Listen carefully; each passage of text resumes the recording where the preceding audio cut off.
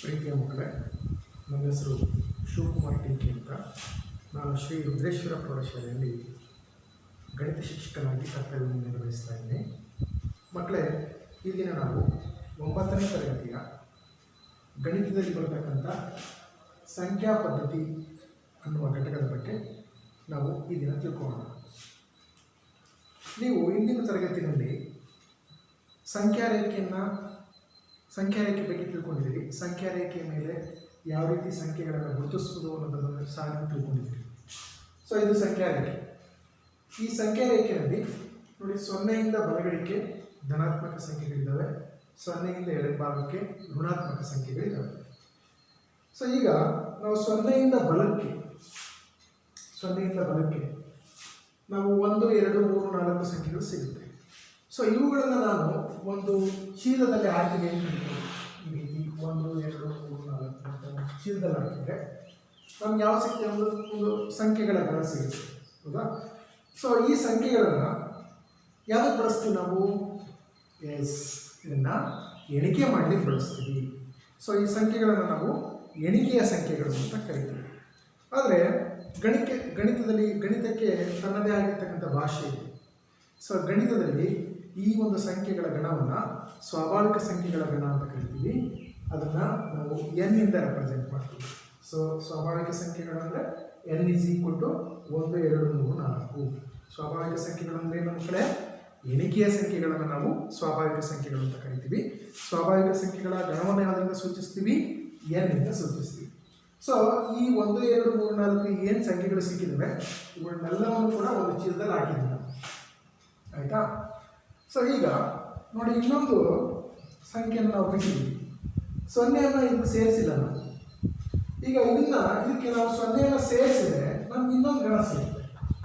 So ಅದು 0, 1, 2, 3, 4 ಈ ರೀತಿ ಗಣ ಸಿಗುತ್ತೆ. ಸೊ 0 ಯಾಕೆ ಸ್ವಾಭಾವಿಕ ಸಂಖ್ಯೆ ಅಲ್ಲ ಅಂತ ಹೇಳಿದ್ರೆ ನಿಮಗೆ ಗೊತ್ತಿದೆ, 0 ಎಣಿಕೆಯ ಸಂಖ್ಯೆ ಅಲ್ಲ. ನಾವು ಕೌಂಟ್ ಮಾಡ್ಬೇಕಾದ್ರೆ ಏನು ಬಳಸ್ತೀವಿ? ನಾವು 1, 2, 3, 4 ಅಂತಾರೆ ಬಳಸ್ತೀವಿ, 0ಯನ್ನು ಬಳಸೋದಿಲ್ಲ. ಅದರಿಂದ 0 ಸೇರಿಸ್ಕೊಂಡಾಗ ನಮಗೆ ಇನ್ನೊಂದು ಗಣ ಸಿಗುತ್ತೆ. ಸೊ ಆ ಗಣವನ್ನು ನಾವೇನಂತ ಕರಿತೀವಿ ಅಂದರೆ ಪೂರ್ಣ ಸಂಖ್ಯೆಗಳ ಗಣ ಅಂತ ಕರಿತೀವಿ. ಸೊ ಇದು ಪೂರ್ಣ ಸಂಖ್ಯೆಗಳ ಗಣ. W = 0, 1, 2, 3, 4. ಹಾಗಾದರೆ ಪೂರ್ಣ ಸಂಖ್ಯೆಗಳನ್ನು ಯಾವ ಸಂಖ್ಯೆಯಿಂದ ಸೂಚಿಸ್ತೀವಿ? ಪೂರ್ಣ ಸಂಖ್ಯೆಗಳ ಗಣವನ್ನು ನಾವು W ದಿಂದ ಸೂಚಿಸ್ತೀವಿ ಮಕ್ಕಳೇ. ಸೊ ಈಗ W = 1, 2, 3, 4. ನಮಗೆ ಇನ್ನೊಂದು ಗಣ ಸಿಕ್ಬಿಡ್ತು, ಹೌದಾ? ಸೊ ನಾವು ಈ ಚೀಲದಲ್ಲಿ ಇನ್ನೊಂದನ್ನು ಸೇರಿಸ್ತಿದ್ದೀನಿ. ಬಿಟ್ಟೋಗಿರೋ ಸಂಖ್ಯೆ ಯಾವುದದು? 0. ಸೊ ಈಗ ನಮಗೆ ಈ 1, 2, 3, 4 ತಗೊಂಡ್ವಿ. ನೋಡಿ, ಈ 0ಯಿಂದ ಎಡಭಾಗಕ್ಕೆ ಯಾವ ಸಂಖ್ಯೆಗಳಿದ್ದಾವೆ? ಎಂಥ ಸಂಖ್ಯೆಗಳವು? ಋಣಾತ್ಮಕ ಸಂಖ್ಯೆಗಳು. ಸೊ ಈ ಋಣಾತ್ಮಕ ಸಂಖ್ಯೆಗಳನ್ನು ಈ ಪೂರ್ಣ ಸಂಖ್ಯೆಗಳಿಗೆ ಸೇರಿಸಿಕೊಂಡಾಗ ನಮಗೆ ಇನ್ನೊಂದು ಗಣ ಸಿಗುತ್ತೆ ಮಕ್ಕಳೇ. ಸೊ ಆ ಗಣವನ್ನು ನಾವು ಈ ರೀತಿ ಬರೀಬೋದು. ನೋಡಿ, 0 ಇದೆ, 1, 2, 3, 4. ಈ ಕಡೆ -1, -2, -3, ಹೌದಾ? ಸೊ ಈ ಗಣವನ್ನು ನಾವೇನಂತ ಕರಿತೀವಿ ಅಂದರೆ ಪೂರ್ಣಾಂಕಗಳು ಅಂತ ಕರಿತೀವಿ. ಸೊ ಪೂರ್ಣಾಂಕಗಳ ಗಣ. ಈ ಪೂರ್ಣಾಂಕಗಳ ಗಣವನ್ನು ಯಾವುದರಿಂದ ಸೂಚಿಸ್ತೀವಿ ನಾವು ಅಂತ ಹೇಳಿದ್ರೆ Z ನಿಂದ ಸೂಚಿಸ್ತೀವಿ ಮಕ್ಕಳೇ. ಸೊ Z ಅಂತಕ್ಕಂಥ ಪದ ಜರ್ಮನ್ ಭಾಷೆಯ ಝೆಲೆನ್ ಎನ್ನುವ ಪದದಿಂದ ಬಂದಿದೆ. ಸೊ ಪೂರ್ಣಾಂಕಗಳ ಗಣವನ್ನು Z ನಿಂದ ಸೂಚಿಸ್ತೀವಿ. ಈ Z ಗಣದಲ್ಲಿರ್ತಕ್ಕಂಥ ಸಂಖ್ಯೆಗಳು ಯಾವ್ಯಾವು ಅಂತ ಹೇಳಿದ್ರೆ 0, ±1, ±2, ±3 ಅಂಡ್ ಸೊ ಆನ್. ಸೊ ನಾವೀಗ ನಮ್ಮ ಈ ಚೀಲಕ್ಕೆ ಹಾಕಿದಾಗ ನಮ್ಮ ಮತ್ತೆ ಯಾವ ಸಂಖ್ಯೆಗಳನ್ನು ಹಾಕಬೇಕಾಗುತ್ತೆ ಮಕ್ಕಳೇ? -1, ಹೌದಾ? ಸೊ -2, -5 ಈ ಥರ ಸಂಖ್ಯೆಗಳೆಲ್ಲ ಸಿಗುತ್ತೆ ಈ ಚೀಲದಲ್ಲಿ. ಸೊ ಈಗ ಸ್ವಾಭಾವಿಕ ಸಂಖ್ಯೆ ಆಯಿತು, ಪೂರ್ಣ ಸಂಖ್ಯೆ ಆಯಿತು, ಪೂರ್ಣಾಂಕಗಳಾಯಿತು. ಇವಾಗಲೇ ಇನ್ನೂ ಕೆಲವು ಸಂಖ್ಯೆಗಳು ಬಿಟ್ಟೋಗಿದ್ದಾವೆ. ಯಾವ ಸಂಖ್ಯೆಗಳು ನೋಡಿ? 1/2, 1/4, 3/4 ಈ ಸಂಖ್ಯೆಗಳಿಂದ ತಾನೆ ಸಂಖ್ಯಾ ರೇಖೆ ಮೇಲೆ. ಸೊ ಈ ಸಂಖ್ಯೆಗಳನ್ನು ನಾವು ಸೇರಿಸ್ಕೊಂಡ್ರೆ ಆಗ ನಮ್ಗೆ ಯಾವ ಗಣ ಸಿಗುತ್ತೆ ಅಂತ ಹೇಳಿದ್ರೆ ಭಾಗಲಬ್ಧ ಸಂಖ್ಯೆಗಳ ಗಣ ಸಿಗುತ್ತೆ. ಸೊ ಭಾಗಲಬ್ಧ ಸಂಖ್ಯೆಗಳು ಅಂದರೆ ಏನು ಬರುತ್ತೆ? ಇವುಗಳ ನಡುವೆ 0, 1, 2, 5/2, 7/3. ಸೊ ಈ ಕಡೆ -1 -3/5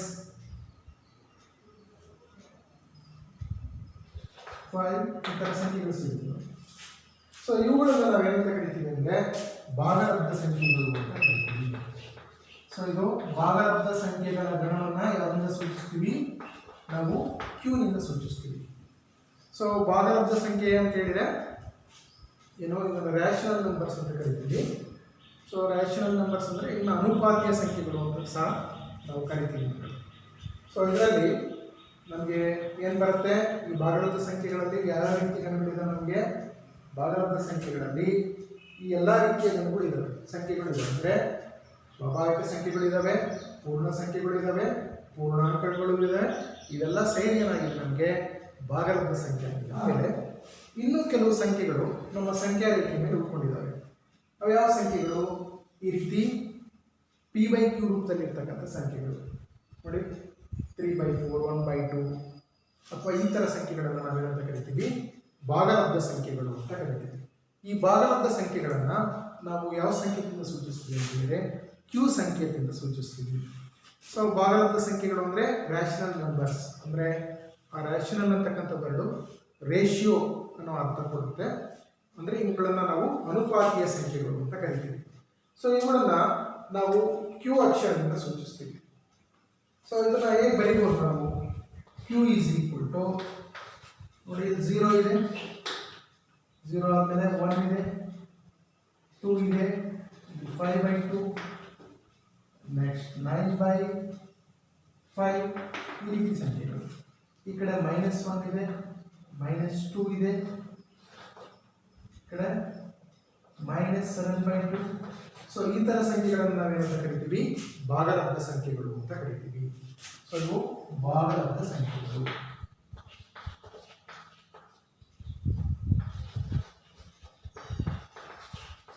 ಹಾಗಾದ್ರೆ ಭಾಗಲಬ್ಧ ಸಂಖ್ಯೆಗಳು ಅಂದ್ರೆ ಏನು?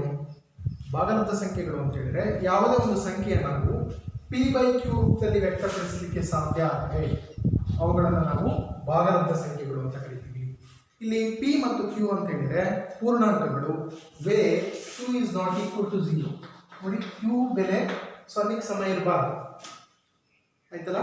ಸೊ ಯಾವುದೇ ಸಂಖ್ಯೆಯನ್ನು ನಾವು p/q ರೂಪದಲ್ಲಿ ವ್ಯಕ್ತಪಡಿಸಲಿಕ್ಕೆ ಯಾವುದೇ ಒಂದು ಪೂರ್ಣಾಂಕವನ್ನು p/q ರೂಪದಲ್ಲಿ ವ್ಯಕ್ತಪಡಿಸಲಿಕ್ಕೆ ಸಾಧ್ಯ ಆದರೆ ಅಂತಹ ಸಂಖ್ಯೆಗಳನ್ನು ಏನಂತ ಕರಿತೀವಿ ಅಂದರೆ ಭಾಗಲಬ್ಧ ಸಂಖ್ಯೆಗಳು ಅಂತ ಕರಿತೀವಿ. ಸೊ ಇದರಲ್ಲಿ ಯಾವುದೇ ಒಂದು ಪೂರ್ಣಾಂಕವನ್ನು ನಾವು ಭಾಗಲಬ್ಧ ಸಂಖ್ಯೆ ರೂಪದಲ್ಲಿ ಬರೀಬಹುದು. ಸಪೋಸ್ 25 ಇದೆ ಅಂತ ತಿಳ್ಕೊಳ್ಳಿ. ಸೊ 25 ನೋಡಿ, 25 ಕೂಡ ನಾವು p/q ರೂಪದಲ್ಲಿ ಹೇಗೆ ಬರೀಬಹುದು? 25/1 ಅಂತ ಬರೀಬಹುದು. ಇದು p/q ರೂಪ ಇರ್ತಾನೆ.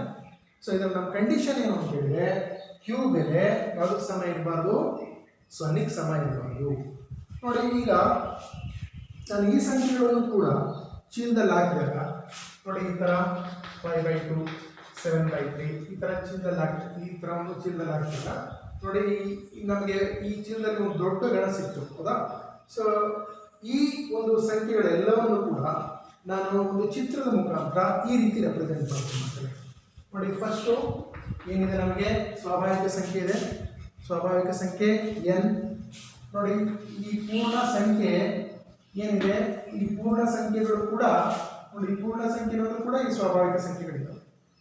ನೆಕ್ಸ್ಟು ಪೂರ್ಣಾಂಕದಲ್ಲಿ ಇವೆಲ್ಲವೂ ಇದಾವೆ. ಯಾವಿದಾವೆ ಪೂರ್ಣಾಂಕದಲ್ಲಿ? ಇದು ಪೂರ್ಣಾಂಕಗಳನ್ನು, ಇದರಲ್ಲಿ ಸ್ವಾಭಾವಿಕ ಸಂಖ್ಯೆಗಳು ಇದ್ದಾವೆ ಮತ್ತೆ ಪೂರ್ಣ ಸಂಖ್ಯೆಗಳು ಇದ್ದಾವೆ. ನೆಕ್ಸ್ಟು ಈ ಭಾಗಲಬ್ಧ ಸಂಖ್ಯೆ ಕ್ಯೂನಲ್ಲಿ ಇವೆಲ್ಲವೂ ಇದ್ದಾವೆ. ಸೊ ಚಿತ್ರದ ಮುಖಾಂತರ ನಾನು ಅದನ್ನು ಈ ರೀತಿ ರೆಪ್ರೆಸೆಂಟ್ ಮಾಡ್ತೀನಿ. ಈ ರೀತಿ ರೆಪ್ರೆಸೆಂಟ್ ಮಾಡ್ತೀನಿ. ಸೊ ಇದು ಯಾವ ಸಂಖ್ಯೆ? ಇದು ಒಂದು ಭಾಗಲಬ್ಧ ಸಂಖ್ಯೆಗಳ ಗಣವನ್ನು ನಾವು ಚಿತ್ರದ ಮುಖಾಂತರ ಈ ರೀತಿ ವ್ಯಕ್ತಪಡಿಸಬಹುದು. ಹಾಗಾದರೆ ಭಾಗಲಬ್ಧ ಸಂಖ್ಯೆ ಅಂದ್ರೆ ಏನು? ಯಾವುದೇ ಒಂದು ಸಂಖ್ಯೆಯನ್ನು ನಾವು p ಮತ್ತು p/q ರೂಪದಲ್ಲಿ ವ್ಯಕ್ತಪಡಿಸಲಿಕ್ಕೆ ಸಾಧ್ಯ ಆದರೆ ಅಂತಹ ಸಂಖ್ಯೆಗಳನ್ನು ಏನಂತ ಕರಿತೀವಿ ಮಕ್ಕಳೇ? ಭಾಗಲಬ್ಧ ಸಂಖ್ಯೆಗಳು ಅಂತ ಕರಿತೀವಿ. ಮಕ್ಕಳೇ, ಸಮಾನ ಭಾಗಲಬ್ಧ ಸಂಖ್ಯೆಗಳು ಅಂದರೆ ಏನು ನೋಡೋಣ. ಇಲ್ಲಿ ನಾನು ಕೆಲವೊಂದು ಭಾಗಲಬ್ಧ ಸಂಖ್ಯೆಗಳನ್ನು ಬರೀತೀನಿ. ನೋಡಿ, 2/4 ಇದೆ, 25/50 ಇದೆ, ನೆಕ್ಸ್ಟ್ 10/20 ಇದೆ, ಸೊ ಎಲ್ಲವನ್ನೂ ಕೂಡ ನಾವು ಸಮಾನ ಭಾಗಲಬ್ಧ ಸಂಖ್ಯೆಗಳು ಅಂತ ಕರಿತೀವಿ. ಯಾಕೆ ಅಂತ ಹೇಳಿದ್ರೆ ಇವುಗಳನ್ನ ಮತ್ತೆ ನಾವು ಸಿಂಪ್ಲಿಫೈ ಮಾಡಿದ್ರೆ ನಮ್ಗೆ ಏನು ಬರುತ್ತೆ ಆನ್ಸರು 1/2 ಬರುತ್ತೆ. ಎಲ್ಲರಿಗೂ 1/2 ಬರುತ್ತೆ. 1/2 ಸೊ ಅದರಿಂದ ಇಂಥ ಭಾಗಲಬ್ಧ ಸಂಖ್ಯೆಗಳನ್ನ ಏನಂತ ಕರಿತೀವಿ ನಾವು ಸಮಾನ ಭಾಗಲಬ್ಧ ಸಂಖ್ಯೆಗಳು ಅಂತ ಕರಿತೀವಿ. ಅಂದರೆ ಯಾವುದೇ ಕೆಲವು ಭಾಗಲಬ್ಧ ಸಂಖ್ಯೆಗಳನ್ನು ಸುಲಭೀಕರಿಸಿದಾಗ ನಮಗೆ ಒಂದೇ ಒಂದು ಏಕಮಾತ್ರವಾಗಿರ್ತಕ್ಕಂಥ ಭಾಗಲಬ್ಧ ಸಂಖ್ಯೆ ಬಂದರೆ ಅದನ್ನ ನಾವು ಅಂಥ ಭಾಗಲಬ್ಧ ಸಂಖ್ಯೆಗಳನ್ನು ಸಮಾನ ಭಾಗಲಬ್ಧ ಸಂಖ್ಯೆಗಳು ಅಂತ ಕರಿತೀವಿ. ನೆಕ್ಸ್ಟು ಇಷ್ಟು ತಿಳ್ಕೊಂಡು ಆದಮೇಲೆ ಕೆಲವೊಂದು ಪ್ರಶ್ನೆಗಳನ್ನು ಇಲ್ಲಿ ನೋಡೋಣ ಮಕ್ಕಳೇ. ಸೊ ಈ ಹೇಳಿಕೆಗಳು ಸರಿಯೋ ತಪ್ಪೋ ತಿಳಿಸಿ ಅಂತ ಇದೆ. ಇದರಲ್ಲಿ ಮೊದಲನೇದು, ಪ್ರತಿಯೊಂದು ಪೂರ್ಣ ಸಂಖ್ಯೆಯು ಒಂದು ಸ್ವಾಭಾವಿಕ ಸಂಖ್ಯೆ ಆಗಿದೆ. ಈ ಹೇಳಿಕೆ ಸರಿಯೋ ತಪ್ಪು? ಪ್ರತಿಯೊಂದು ಪೂರ್ಣ ಸಂಖ್ಯೆ ಒಂದು ಸ್ವಾಭಾವಿಕ ಸಂಖ್ಯೆ ಆಗಿದೆ. ಸರಿನೋ ತಪ್ಪು ಇದು ಆನ್ಸರು? ಎಸ್, ಇದು ತಪ್ಪು. ಯಾಕೆ ತಪ್ಪು ಮಕ್ಕಳೇ ಇದು? ಯಾಕೆ ಅಂತ ಹೇಳಿದ್ರೆ ಪೂರ್ಣ ಸಂಖ್ಯೆಯಲ್ಲಿ ಯಾವ ಸಂಖ್ಯೆ ಬರುತ್ತೆ? 0 ಬರುತ್ತೆ. ಆದರೆ 0 ಯಾವ ಸಂಖ್ಯೆ ಅಲ್ಲ? ಎಸ್, ಸ್ವಾಭಾವಿಕ ಸಂಖ್ಯೆ ಅಲ್ಲ. ಅದರಿಂದ ಉತ್ತರ ತಪ್ಪು ಅಲ್ವಾ? ಏಕೆಂದರೆ 0 ಅಲ್ವಾ ಸ್ವಾಭಾವಿಕ ಸಂಖ್ಯೆ ಅಲ್ಲ.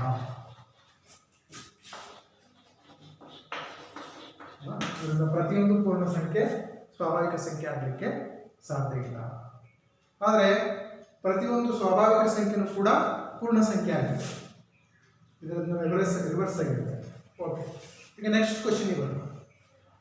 ಪ್ರತಿಯೊಂದು ಪೂರ್ಣಾಂಕ ಒಂದು ಭಾಗಲಬ್ಧ ಸಂಖ್ಯೆ ತಿಳಿಸಿ ಅಂತ ಹೇಳಿ. ಪ್ರತಿಯೊಂದು ಪೂರ್ಣಾಂಕ ಒಂದು ಭಾಗಲಬ್ಧ ಸಂಖ್ಯೆ. ಉತ್ತರ ಎಸ್, ಪ್ರತಿಯೊಂದು ಪೂರ್ಣಾಂಕವನ್ನು ನಾವು ಭಾಗಲಬ್ಧ ಸಂಖ್ಯೆ ರೂಪದಲ್ಲಿ ವ್ಯಕ್ತಪಡಿಸಬಹುದು. ಹೇಗೆ ನೋಡಿ, ಇಲ್ಲಿ 20 ಅನ್ನೋದು ಪೂರ್ಣಾಂಕ ಆಗಿದ್ರೆ ಇದನ್ನು ನಾವು ಭಾಗಲಬ್ಧ ಸಂಖ್ಯೆ ರೂಪದಲ್ಲಿ ಬರೀಬಹುದು. ಸೊ ಇದು ಉತ್ತರ ಸರಿ. ಪ್ರತಿಯೊಂದು ಪೂರ್ಣಾಂಕ ಒಂದು ಭಾಗಲಬ್ಧ ಸಂಖ್ಯೆ. ಸೊ ಇಲ್ಲಿ 20 ನಾವು ಏನಂತ ಬರೀಬಹುದು ಅಂತ ಹೇಳಿದ್ರೆ 20/1 ಅಂತ ಬರೀಬಹುದು. ನೋಡಿ, ಈ ಒಂದು ಪೂರ್ಣಾಂಕ 20ನ ಪೂರ್ಣಾಂಕವನ್ನು ಏನಂತ ಬರೀಬಹುದು? 20/1 ಅಂತ ಬರೀಬಹುದು. ಅದರಿಂದ ಈ ಹೇಳಿಕೆ ಸರಿ. ಈಗ ನೆಕ್ಸ್ಟ್ ಮುಂದಿನ ಹೇಳಿಕೆಗೆ ಹೋಗೋಣ. ಪ್ರತಿಯೊಂದು ಭಾಗಲಬ್ಧ ಸಂಖ್ಯೆಯು ಒಂದು ಪೂರ್ಣಾಂಕವಾಗಿದೆ. ಉತ್ತರ ಸರಿನೋ ತಪ್ಪ? ಉತ್ತರ ತಪ್ಪು. ಸರಿ ನೋಡಿ, ಎಲ್ಲ ಭಾಗಲಬ್ಧ ಸಂಖ್ಯೆ ಪೂರ್ಣಾಂಕ ಆಗ್ಲಿಕ್ಕೆ ಸಾಧ್ಯ ಇಲ್ಲ. ಫಾರ್ ಎಕ್ಸಾಂಪಲ್, ಸೊ ಇದು ಉತ್ತರ ತಪ್ಪು. ಏಕೆಂತ ಹೇಳಿದ್ರೆ ನಾನೊಂದು ಭಾಗಲಬ್ಧ ಸಂಖ್ಯೆ ತಗೊಳ್ತೀನಿ 3/5 ಅಲ್ವಾ? ನೋಡಿ, ಈ 3/5 ನೀವು ಸಿಂಪ್ಲಿಫೈ ಮಾಡಿದ್ರೆ ನಿಮ್ಗೇನು ಬರುತ್ತೆ? ಇದನ್ನು ಭಾಗಿಸಿದ್ರೆ ನೋಡಿ 0.6 ಬರುತ್ತೆ. ಸೊ 0.6 ಅಂತಕ್ಕಂಥದ್ದು ಏನಲ್ಲ, ಪೂರ್ಣಾಂಕ ಅಲ್ಲ. ಅದರಿಂದ ಎಲ್ಲ ಭಾಗಲಬ್ಧ ಸಂಖ್ಯೆಗಳು ಪೂರ್ಣಾಂಕ ಆಗಲಿಕ್ಕೆ ಸಾಧ್ಯ ಇಲ್ಲ.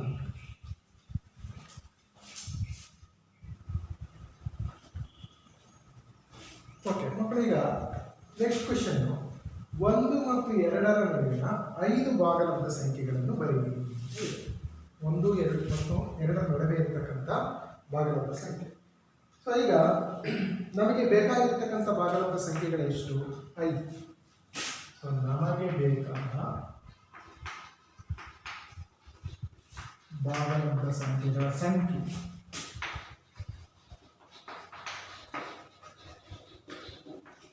ಎಷ್ಟು? 5.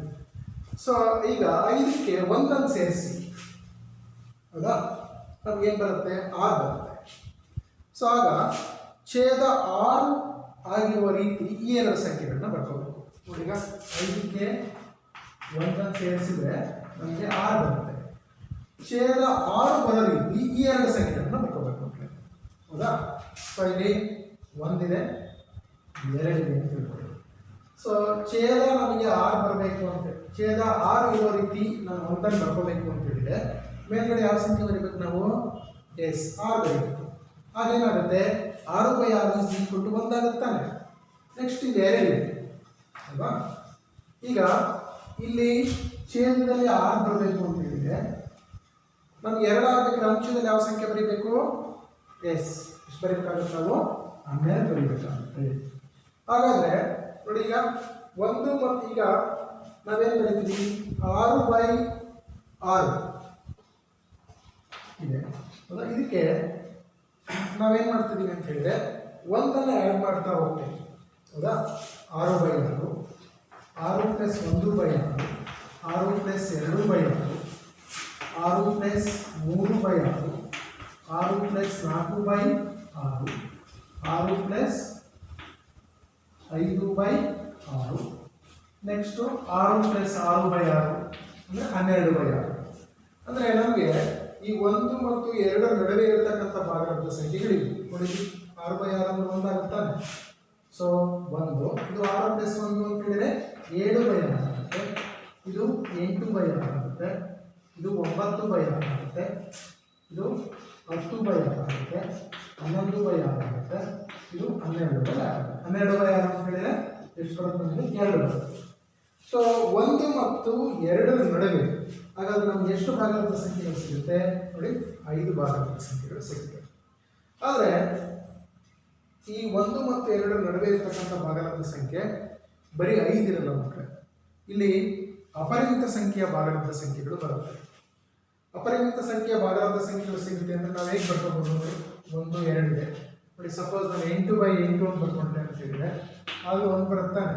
ಸೊ ನೆಕ್ಸ್ಟ್ ನಂಬರ್ 9/8, ನೆಕ್ಸ್ಟ್ 10/8, 11/8, 12/8, 13/8, 14/8, 15/8, 16/8 ಅಂತ ಹೇಳಿದ್ರೆ 2 ಬರುತ್ತೆ. ಓಕೆ, 16/8 ಅಂದರೆ ಮತ್ತೆ ಎಷ್ಟು ಸಂಖ್ಯೆ ಸಿಕ್ಕು? ಇಲ್ಲಿ ಅಪರಿಮಿತ ಸಂಖ್ಯೆಯ ಭಾಗದ ಸಂಖ್ಯೆಗಳು ಸಿಕ್ಕು. ಹಾಗಾಗಿ ಯಾವುದೇ ಎರಡು ಸಂಖ್ಯೆಗಳ ನಡುವೆ ನಾವು ಎಷ್ಟು ಭಾಗದ ಸಂಖ್ಯೆಗಳನ್ನು ಬರೀಬಹುದು? ಅಪರಿಮಿತ ಸಂಖ್ಯೆಯ ಭಾಗದ ಸಂಖ್ಯೆಗಳನ್ನು ಬರೀಬಹುದು. ಅಂದರೆ n/n, n + 1/n, n + 2/n ಈ ರೀತಿ ಅಪರಿಮಿತ ಸಂಖ್ಯೆಯ ಭಾಗದ ಸಂಖ್ಯೆಗಳನ್ನು ನಾವು ಬರೀಬಹುದು. ಮಕ್ಕಳೇ, ಈಗ ಮುಂದಿನ ಪ್ರಶ್ನೆ ಬರೋಣ. ಸೊ ನೆಕ್ಸ್ಟ್ ಪ್ರಶ್ನೆ ಏನು ಅಂತ ಹೇಳಿದ್ರೆ 2/5 ಮತ್ತು 3/5 ನಡುವಿನ 4 ಭಾಗದ ಸಂಖ್ಯೆಗಳನ್ನು ಬರೆಯಿರಿ. ಸೊ ನಮಗೆ ಎಷ್ಟು ಭಾಗದ ಸಂಖ್ಯೆ ಬೇಕು? 4 ಭಾಗದ ಸಂಖ್ಯೆ ಬೇಕು. ಅದಕ್ಕೆ ಈ 4ಕ್ಕೆ ಎಷ್ಟು ಸೇರಿಸ್ಬೇಕು ನಾವು? 1 ಸೇರಿಸಿದ್ರೆ ಎಷ್ಟಾಗುತ್ತೆ? 5 ಆಗುತ್ತೆ. ಆಗ ಈ 2 ಭಿನ್ನರಾಶಿಗಳೇನಿದೆ ಈ 2 ಭಿನ್ನರಾಶಿಗಳನ್ನು 5/5ರಿಂದ ಗುಣಿಸಿ. ಸೊ ಆಗ 2/5 × 5/5. ಸೊ ಇಲ್ಲೇನಿದೆ? 3/5 ಇದೆ × 5/5 ಆಯ್ತಾ? ಸೊ ಈಗ ನೋಡಿ, ಈಗ ಬೆಲೆಯಲ್ಲಿ ಯಾವುದೇ ವ್ಯತ್ಯಾಸ ಆಗಲ್ಲ ನೋಡಿ. 5/5 2 ಕ್ಯಾನ್ಸಲ್ ಆದರೆ ನಮ್ಗೆ ಇದೇ ಬೆಲೆ ಸಿಗುತ್ತೆ. ಇಲ್ಲೂ ಅಷ್ಟೇ. ಸೊ ಈಗ ಇವೆರಡನ್ನು ಗುಣಿಸಿದ್ರೆ ನಮ್ಗೆ ಏನು ಸಿಗುತ್ತೆ? 5 2 10, 5 5 25. ಇಲ್ಲಿ ಏನು ಸಿಗುತ್ತೆ? 5 3 15, 5 5 25. ಹಾಗಾದ್ರೆ ನಮಗೆ ಬೇಕಾಗಿರತಕ್ಕಂಥ ಭಾಗದ ಸಂಖ್ಯೆಗಳು ಈ 2 ಸಂಖ್ಯೆಗಳನ್ನು ಅಂದರೆ 10/25, 11 ಇದಕ್ಕೊಂದು ಸೇರಿಸಿದೆ 11/25, ನೆಕ್ಸ್ಟ್ ಇದಕ್ಕೊಂದು ಸೇರಿಸಿದ್ರೆ 12/25, 13/25, 14/25, 15/25. ನೋಡಿ, ಈಗ 10/25 ಅಂದ್ರೇನು? 2/5. ಗೊತ್ತಾ? ನಿಮ್ಮ ಸಿಂಪ್ಲಿಫೈ ಮಾಡಿದ್ರೆ ಇದೇ ಬರುತ್ತೆ ನಮಗೆ. ನೆಕ್ಸ್ಟ್ ಇದು 11/25, 12/25, 13/25, 14/25. ನೆಕ್ಸ್ಟ್ ಇಲ್ಲಿ 15/25 ಅಂದ್ರೆ ಏನು ಬರುತ್ತೆ ನಮಗೆ?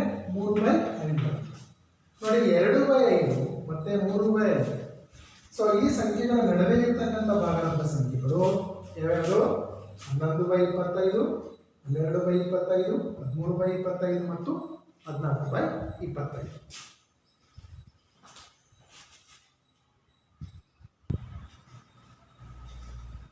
ಮಕ್ಕಳೇ, ಈಗ ನಾವು ಈ ಚೀಲದಲ್ಲಿ ಎಲ್ಲ ರೀತಿಯ ಸಂಖ್ಯೆಗಳನ್ನು ಹಾಕಿದ್ದೀವಿ. ಆದರೆ ಇನ್ನೂ ಕೆಲವು ಸಂಖ್ಯೆಗಳಿದಾವೆ. ಯಾವುದಾ ಸಂಖ್ಯೆಗಳು ನೋಡಿ?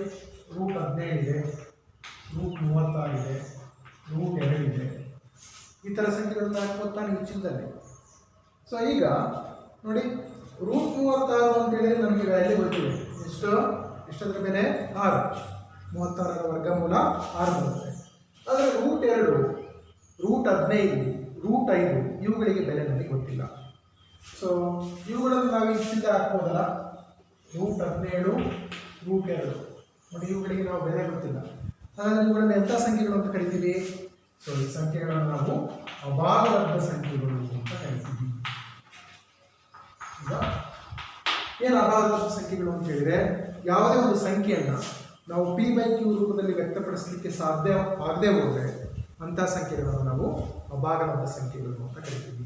ನೋಡಿ, ನಾವು ಭಾಗಲಬ್ಧ ಸಂಖ್ಯೆಗಳು ಅಂದ್ರೆ ಏನು ಅಂತ ತಿಳ್ಕೊಂಡ್ರೆ ಆ ಭಾಗಲಬ್ಧ ಸಂಖ್ಯೆಗಳ ಚಿತ್ರವನ್ನು ನಾವು ಬರ್ತಿದ್ವಿ. ಫಸ್ಟ್ ಸ್ವಾಭಾವಿಕ ಸಂಖ್ಯೆ ಇರುತ್ತೆ, ಆಮೇಲೆ ಪೂರ್ಣ ಸಂಖ್ಯೆ ಇರುತ್ತೆ, ಆಮೇಲೆ ಪೂರ್ಣ ಅಂಕ ಇರುತ್ತೆ, ಹೌದಾ? ಸೊ ಇವುಗಳೆಲ್ಲವೂ ಸೇರಿದ್ರೆ ಏನಾಗುತ್ತೆ, ನಮಗೆ ಭಾಗಲಬ್ಧ ಸಂಖ್ಯೆ ಸಿಗುತ್ತೆ. ನೆಕ್ಸ್ಟ್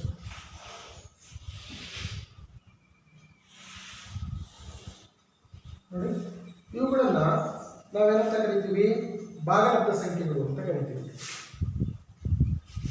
ಇದು ಭಾಗಲಬ್ಧ ಸಂಖ್ಯೆ, ಹೌದಾ? ನೆಕ್ಸ್ಟ್ ಈ ಸಂಖ್ಯೆಗಳೇನಿದೆ √17, √2 ಇಂಥ ಸಂಖ್ಯೆಗಳನ್ನು ನಾವೇನಂತ ಕರಿತೀವಿ, ಅಭಾಗಲಬ್ಧ ಸಂಖ್ಯೆಗಳು ಅಂತ ಕರಿತೀವಿ. ಸೊ ಇವು ಅಭಾಗಲಬ್ಧ ಸಂಖ್ಯೆಗಳ ಗಣ. ನೋಡಿ, ಈಗ ಈ ಭಾಗಲಬ್ಧ ಸಂಖ್ಯೆ ಮತ್ತು ಅಭಾಗಲಬ್ಧ ಸಂಖ್ಯೆ ಈ ಎರಡೂ ಸಂಖ್ಯೆಗಳ ಗಣವನ್ನು ಒಟ್ಟಿಗೆ ನಾವೇನಂತ ಕರಿತೀವಿ ಅಂತ ಹೇಳಿದ್ರೆ ವಾಸ್ತವ ಸಂಖ್ಯೆಗಳು ಅಂತ ಕರಿತೀವಿ. ಸೊ ಇವೆರಡೂ ಸೇರಿ ನಮಗೆ ವಾಸ್ತವ ಸಂಖ್ಯೆಗಳ ಗಣ ಆಗುತ್ತೆ. ವಾಸ್ತವ ಸಂಖ್ಯೆಗಳ ಗಣವನ್ನು ನಾವು ಕ್ಯಾಪಿಟಲ್ R ಇಂದ ಸೂಚಿಸ್ತೀವಿ.